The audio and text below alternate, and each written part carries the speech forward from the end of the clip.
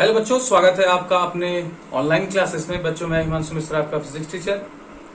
जैसा कि बच्चों लास्ट वीडियो तक हम लोगों ने डिस्कस कर लिया था Newton's third law of motion के बारे में। आई थिंक आपने अच्छे से वीडियो देखा और बातों को समझा। सेकेंड लॉ जब हम लोग पढ़ रहे थे इस यूनिट में, जब हम न्यूटन सेकेंड लॉ पढ़ रहे थे, तो उससे पहले मैंने आपको मोमेंटम के बारे में बताया। यानी कोई भी ऑब्जेक्ट अगर मास m का मूव कर रहा है v वेलोसिटी से, तो उसका मास और अगर वेलोसिटी का मल्टीप्लाई कर दिया जाए तो मोमेंटम कहा जाता है। ये तो आपने जाना। आगे हम लोग को ये समझना है कि मोमेंटम का कंजर्वेशन क्या होता है। आगे जो हमारा टॉपिक है वो है कंजर्वेशन ऑफ मोमेंटम, जिसमें हमें जानना है कि मोमेंटम कैसे कंजर्व होता है। पहले तो कंजर्वेशन क्या है, कंजर्व वर्ड का मतलब क्या है, अगर उसको क्लियर कर लेंगे तो ज्यादा बेहतर होगा। तो हमें आज ये जानना है। फिर हम लोग देखेंगे कुछ इसमें स्पेशल केसेस जो आपके न्यूमेरिकल के पॉइंट ऑफ व्यू से बड़ा इंपॉर्टेंट है, और आपको ऐसे डेली लाइफ में आपको ऐसे एग्जांपल्स देखने को मिलेंगे जहां पे आप ये कॉन्सेप्ट यूज कर सकते हैं और देख सकते हैं कि हाँ, जो सर पढ़ा रहे हैं या जो आप पढ़ रहे हैं वो कितना बेनिफिशियल है आपके लिए। तो सबसे पहले क्या है मोमेंटम, क्या है बेटे? अगर आपने पढ़ा कि अगर कोई ऑब्जेक्ट है और वो v वेलोसिटी से मूव कर रहा है, तो मास इंटू वेलोसिटी यानी mass of the object and multiplied by the velocity, जो हमें क्वांटिटी मिलती है उसको हम क्या बोलते हैं?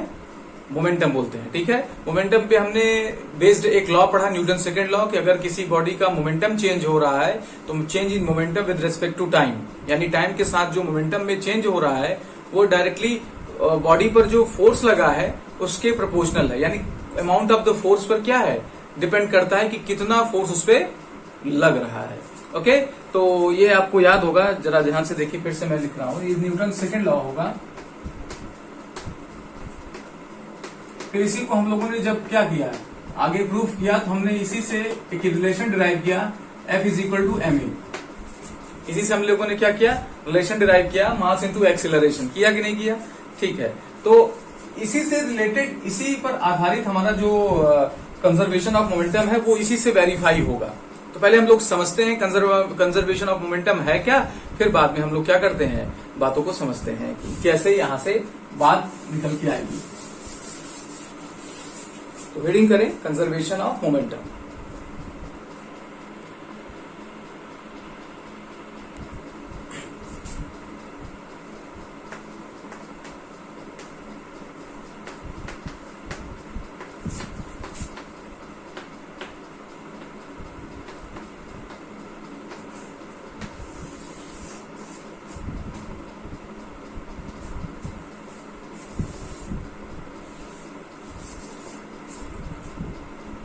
तो कंजर्वेशन ऑफ मोमेंटम क्या है बेटे? अगर आप देखें कि मोमेंटम है क्या, तो मोमेंटम आपने ये देखा कि P is equal to mv, मतलब मास इंटू वेलोसिटी। अब आप ये बताओ कि ऑब्जेक्ट का मास चेंज हो सकता है? नहीं चेंज हो सकता है। v चेंज हो सकता है? हाँ सर, चेंज हो सकता है। कैसे? या तो एक्सीलरेशन करके उसकी स्पीड बढ़ाई जाए, यानी वेलोसिटी बढ़ाई जाए, या ब्रेक लगा के वेलोसिटी घटाई जाए। यानी क्लास 9 स्टैंडर्ड पे हम ये समझ सकते हैं कि वेलोसिटी क्या है, चेंज की जा सकती है। तो वेलोसिटी चेंज की जा सकती है तो मोमेंटम में भी चेंज होगा किसी एक ऑब्जेक्ट के लिए, है ना। तो मोमेंटम में चेंज कब होगा? जब वेलोसिटी चेंज होगी। और वेलोसिटी कब चेंज होगी माय डियर स्टूडेंट्स? आपको याद होना चाहिए, वेलोसिटी कब चेंज होगी? जब एक्सीलरेशन लगेगा। क्या लगेगा? एक्सीलरेशन लगेगा। याद है कि नहीं? एक्सीलरेशन लगेगा तभी क्या होगा, वेलोसिटी इंक्रीज करेगी। अगर हम क्या करेंगे, नेगेटिव एक्सीलरेशन लगाएंगे तो वेलोसिटी डिक्रीज करेगी। दो ही केसेस बनते हैं, वेलोसिटी इंक्रीज या डिक्रीज, तो या डायरेक्शन में चेंज। कुल मिला के वेलोसिटी चेंज होगा तो हम क्या कहेंगे कि हमारी एक्सीलरेशन वहां पर एग्जिस्ट करती है। और जहां पे एक्सीलरेशन एग्जिस्ट करती है वहां पे बेटे फोर्स भी एग्जिस्ट करता है। क्यों? क्योंकि अगर आपकी एक्सीलरेशन की कुछ वैल्यू है, जैसे कि आप कह रहे हो कि यहाँ वेलोसिटी इंक्रीज कर रही है, तो अगर आपकी एक्सीलरेशन की कुछ वैल्यू है तो अगर हम मास से मल्टीप्लाई कर दे तो हमें क्या मिल जाएगा? फोर्स मिल जाएगा। यानी ऑब्जेक्ट का मोमेंटम कैसे चेंज किया जा रहा है? एक्चुअली में फोर्स लगा के चेंज किया जा रहा है। कैसे चेंज किया जा रहा है?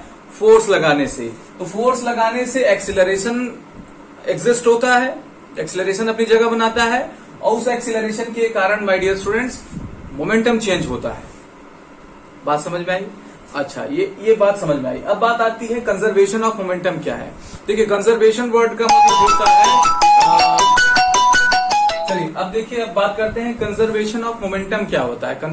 कंजर्वेशन ऑफ मोमेंटम, पहले कंजर्वेशन वर्ड का मतलब समझते हैं। कंजर्वेशन वर्ड का मतलब बेटे होता है कि अगर आप जैसे कोई पर्सन होता है ना कि आप उसे कितना भी बोलो वो अपने जैसा ही रहता है, मतलब बहुत ज्यादा परेशान नहीं होता कि आपने उसे ये कहा, आपने ये कहा, जो भी कहो सब वैसा ही रहे, मतलब चेंज नहीं होने वाला। तो उसे कंजर्वेशन वर्ड बोलते हैं, कहते हैं बड़ा कि कंजर्वेटिव नेचर का है। तो ऐसे ही कि मोमेंटम कंजर्व होगा, यानी मोमेंटम कब बदलेगा, इसी लॉ को हम लोग क्या बोलते हैं, law of conservation of momentum. ठीक है, तो चाहे इसे आप हेडिंग कर सकते हैं कि law of conservation of momentum, law of conservation of momentum, यानी मोमेंटम कब कंजर्व होता है, कब चेंज नहीं होता है। ठीक है, तो जिन्हें समझते हैं इसको कैसे समझा जा सकता है। तो मोमेंटम होता है मास इंटू वेलोसिटी, और मास इंटू वेलोसिटी, ठीक है, और फोर्स होता है क्या, मास इंटू एक्सेलरेशन। ठीक है, तो क्या है, force, momentum is equal to mass into velocity, force is equal to mass into acceleration. अब जब मोमेंटम कब चेंज होगा, मोमेंटम तब चेंज होगा जब बटे आपकी वेलोसिटी चेंज होगी, जैसा कि अभी मैंने बताया। और वेलोसिटी तब चेंज होगी जब एक्सीलरेशन होगा, और एक्सीलरेशन तब होगा जब उस पर फोर्स लगेगा। यानी मोमेंटम तभी चेंज होगा जब फोर्स लगेगा, एक शॉर्ट भाषा में बोले, छोटी भाषा में। तो यानी अगर किसी बॉडी पर मोमेंटम फोर्स नहीं लग रहा तो उसका मोमेंटम क्या होगा, चेंज नहीं होगा। मोमेंटम क्या होगा, कंजर्व होगा, फिक्स्ड होगा, नहीं बदलेगा। ठीक है, तो ऐसे कंडीशन में हमारा मोमेंटम क्या होगा, बॉडी का कंजर्व होगा। तो बेटे हम ये कह सकते हैं कि अगर किसी बॉडी पर कोई फोर्स, एक्सटर्नल फोर्स नहीं लग रहा हो तो उसका मोमेंटम क्या होता है, कंजर्व होता है ना, जैसा कि आप यहां पे देख सकते हैं। तो यही क्या है, law of conservation of momentum. If external force is not acting on an object, then its momentum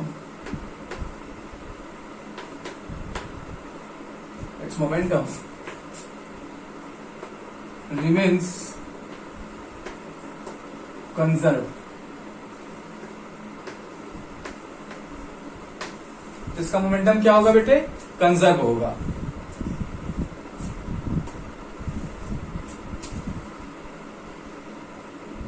note कर लीजिए इसको अच्छे से, ठीक है। अच्छा, नोट कर लिया, चलिए।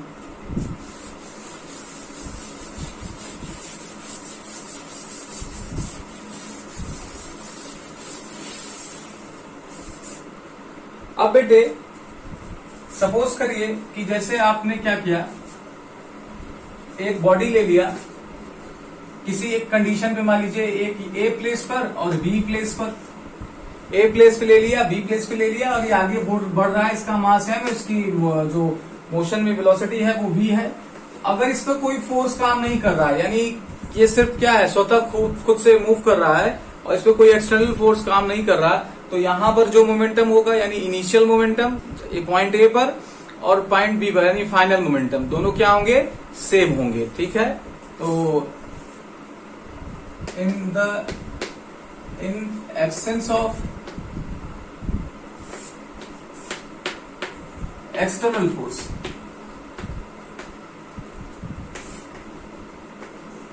Initial momentum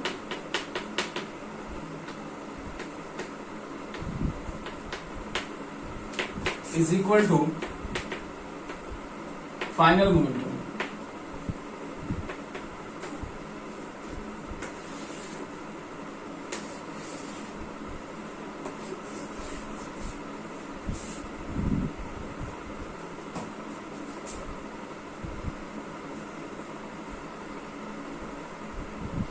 Initial momentum is equal to final momentum।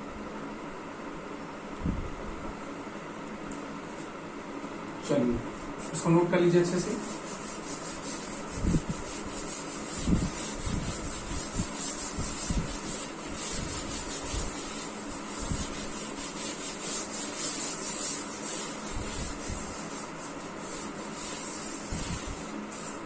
ठीक है, चलिए बहुत अच्छी बात है। तो अगर मान लीजिए कि एक ऑब्जेक्ट है, ऐसे लिख लीजिए कि एक कार है ये ए और एक कार बी है ये, दोनों आए और दोनों क्या हो गए, टक्कर कर लिए। दोनों क्या कर लिए, टक्कर कर लिए। तो टक्कर में भी इनका क्या होगा, मोमेंटम क्या होगा बेटे, कंजर्व होगा। मोमेंटम क्या होगा, कंजर्व होगा। ठीक है, जैसे देखिए क्या होने वाला है, इन कोलिजन, ऐसे नोट करके लिखिएगा, in collision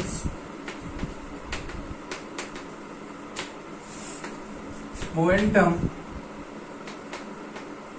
is conserve. Collision में क्या होता है बेटे, मोमेंटम कंजर्व होता है। यानी अगर क्या है, सपोज कर लीजिए कि ये कार ए है जो m1 मास का है और u1 वेलोसिटी से चल रहा है। एक कार दूसरा है कार बी जो मान लीजिए क्या है, इधर ही मान लीजिए, इधर की डायरेक्शन था, एक स्लो चल रहा है, फास्ट से जाकर इसको धक्का दे रहा है, u2 वेलोसिटी से चल रहा है, इसका मास सपोज कर लीजिए m2। ठीक है, तो जब ये मूव कर रहे हैं तो इनकी इनिशियल मोमेंटम क्या होगी, इसका मोमेंटम क्या होगा भाई, मास इंटू वेलोसिटी। इसका मास m1, वेलोसिटी u1, इसका क्या है, मास m2, वेलोसिटी u2, तो m2 u2 हो गया। तो अगर इन दोनों को ऐड कर देंगे तो दोनों बॉडी का इनिशियल क्या आ जाएगा, मोमेंटम आ जाएगा बेटे। इसका अलग दोनों ऐड कर देंगे तो टोटल मोमेंटम आ जाएगा कि नहीं, आ जाएगा। तो इनिशियल मोमेंटम कितना हो जाएगा, m1 u1 plus m2 u2। चलिए अगले फेज में क्या हुआ कि ये टकरा गए। ये क्या कर गए, टक्कर कर गए। अब जब टक्कर कर गए तो क्या होगा भाई, टक्कर करेंगे फिर सेपरेट होंगे। जब सेपरेट होंगे तो सपोज कर लो कि इनकी वेलोसिटीज क्या हो जाएंगी, कुछ अलग होंगी कि नहीं। मान लीजिए इसका v1 हो गया, इसका v2 हो गया। ठीक है, इसका क्या हो गया, v2 हो गया। तो अब इनकी मोमेंटम क्या हो जाएंगी, m1 v1 इसका हो गया, m2 v2 इसका हो गया। क्या हो गया, m1 v1 इसका हो गया और m2 v2 दूसरे वाले का हो गया। हुआ कि नहीं। अब law of conservation of momentum, momentum का जो कंजर्वेशन का रूल है बेटे, वो क्या कह रहा है यहाँ पे, वो ये कह रहा है कि इनिशियल और फाइनल मोमेंटम क्या होंगे, सेम होंगे। तो ये आपका दोनों क्या होगा, सेम होगा। इसको अच्छे से नोट कर लीजिए। इसके बहुत सारे न्यूमेरिकल आपको करने को एग्जाम में या आपको आपके बुक्स में मिलेंगे।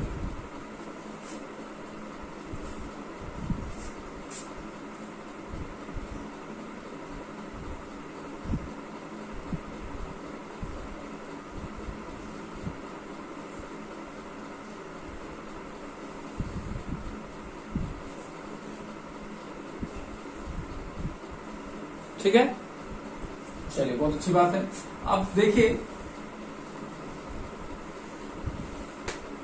मान लीजिए हमारे पास क्या है, इसका एप्लीकेशन क्या है, ये सब देखना पड़ता है ना कि मोमेंटम कंजर्व है तो क्यों कंजर्व, कहाँ क्या, इसका क्या रोल है। मान लीजिए रॉकेट क्या हो रहा है, उड़ रहा है। तो रॉकेट जब उड़ता है बेटे तो होता क्या है कि इसके अंदर फ्यूल का क्या होता है, बर्न होता है। फ्यूल क्या होता है, बर्न होता है। और फ्यूल अपने धुएं को क्या करता है, पीछे की तरफ पुश करता है। लेकिन बेटे क्या है, अब जब ये धुएं को पीछे की तरफ पुश करता है तो ये मोमेंटम को पीछे ट्रांसफर करता है। अब लॉ ऑफ कंजर्वेशन वहीं पर है, वो कहता है नहीं कि भैया मोमेंटम तो कंजर्व होना चाहिए। जब धुएं को ये क्या करेगा, पीछे की तरफ पुश करेगा तो ये मोमेंटम ट्रांसफर करेगा धुएं के साथ। अब law of conservation of momentum कहता है नहीं, मोमेंटम क्या होना चाहिए, कंजर्व होना चाहिए। यानी जितना इनिशियल मोमेंटम होना चाहिए उतना फाइनल मोमेंटम होना चाहिए। जबकि कोई फोर्स काम नहीं कर रहा हो तो ये क्या करता है, रॉकेट उस मोमेंटम को बैलेंस करने के लिए जितना ये निगेटिव डायरेक्शन इधर की तरफ जाता है उतना ये अपोजिट डायरेक्शन में क्या होता है, आगे ट्रांसफर होता है। इसी तरीके से जब क्या होता है, देखिए अगर बंदूक, पिक्चरों में आपने मूवीज में देखा होगा कि जब बंदूक चलती तो पीछे की तरफ क्या होता है, पुश होता है ना। क्यों, क्योंकि वो जब बुलेट को आगे की तरफ फायर करता है तो मोमेंटम आगे की तरफ रूलेट पे लगता है। अब उसको बैलेंस करना पड़ता है, क्योंकि वहां पर कोई क्या है, एक्सटर्नल फोर्स नहीं। बंदूक के अंदर भले फोर्स, लेकिन एक्सटर्नल फोर्स नहीं।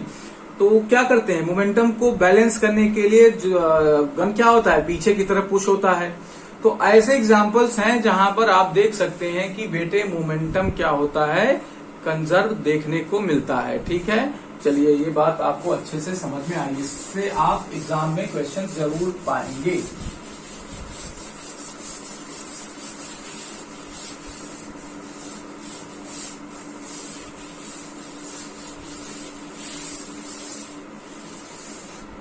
चलिए, तो इस चैप्टर की होती है समाप्ति। इस चैप्टर का यहाँ पर होता है समापन, क्योंकि ये चैप्टर में अब सिर्फ और सिर्फ न्यूमेरिकल करने हैं। तो अब चूंकि वीडियो का साइज जो है वो मेरे ख्याल से 16-17 मिनट हो गया है, तो है ना, तो आप इसको नोट कर लीजिए अच्छे से। जब हम अगले वीडियो में मिलेंगे तो इस चैप्टर के न्यूमेरिकल्स करेंगे, ढेर सारे न्यूमेरिकल, क्योंकि जब तक हम फिजिक्स के न्यूमेरिकल नहीं करते बच्चे, तब तक हमारे कॉन्सेप्ट्स क्लियर नहीं होते। इसलिए आप न्यूमेरिकल करिए,